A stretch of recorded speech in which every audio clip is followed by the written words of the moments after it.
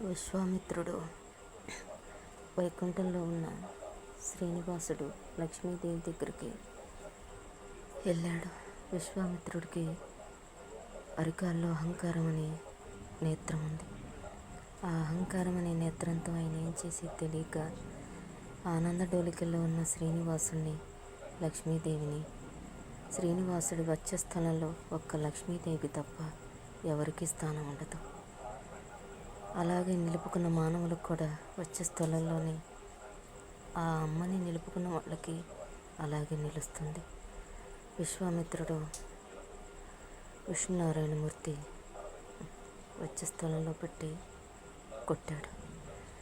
అప్పుడు అమ్మ, నేను ఉండలేను, అది నా స్థానం, నా స్థానాన్ని ఎంత పూజలు పునస్కారాలు యజ్ఞాలు వాటికి తెలిసిన విశ్వామిత్రుడు తాకిన స్థలంలో నేను ఉండలేనని లక్ష్మీదేవి అంత వైకుంఠాన్ని వదిలి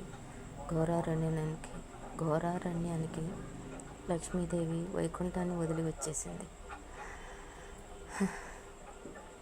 విశ్వామిత్రుడి అహంకారాన్ని, కాళ్ళలో ఉన్న కన్నుని నారాయణమూర్తి ఒత్తేశాడు.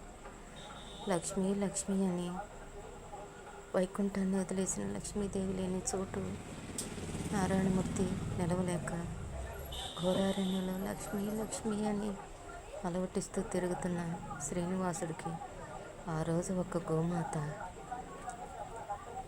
తాను మేపే యజమానికి కూడా కాదు అని శ్రీనివాసుడు ఆకలి తీర్చింది. వైకుంఠవాసుడికి ఆకలి తీర్చింది గోమాత.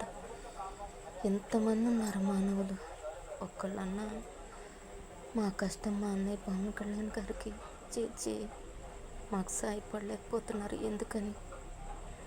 అంత దేవతలు ఆదర్శంగా ఉన్నారు. విష్ణునారాయణమూర్తి ఆదర్శంగా ఉన్నాడు. వైకుంఠవాసుని కొలుస్తున్నారు, ఈశ్వరుని కొలుస్తున్నారు. శివయ్య, రాముడు అందరూ కూడా వాళ్ళ కర్తవ్యాల్ని, వాళ్ళ విధుల్ని మానవులకు చూపించడానికి వాళ్ళని కష్టాలు పడింది. వాళ్ళకి ఆస్తులు లేక, నీడపొట్టను ఉండలేక ఎందుకని సాయపడలేకపోతున్నారు.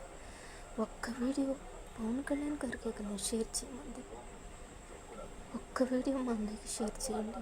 నాకు ఉండటానికి ఇల్లు లేదు, గవర్నమెంట్ ఇచ్చే పెన్షన్ రావటం లేదు, నాకు 2 ఆడపిల్లలు, ఆరోగ్యం లేదు, 2 ఆడపిల్లలని భర్త వదిలేసి వెళ్ళిపోయాడు.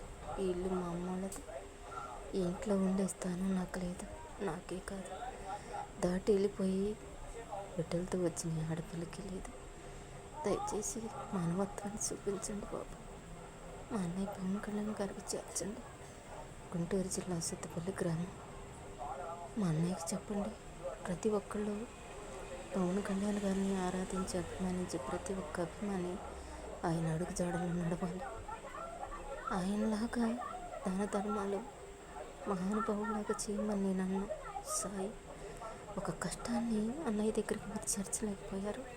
ఇది ఏనాటికైనా చూస్తే అన్నయ్య తప్పకుండా బాధపడతాడు. దయచేసి చేర్చండి బాబు, ప్లీజ్.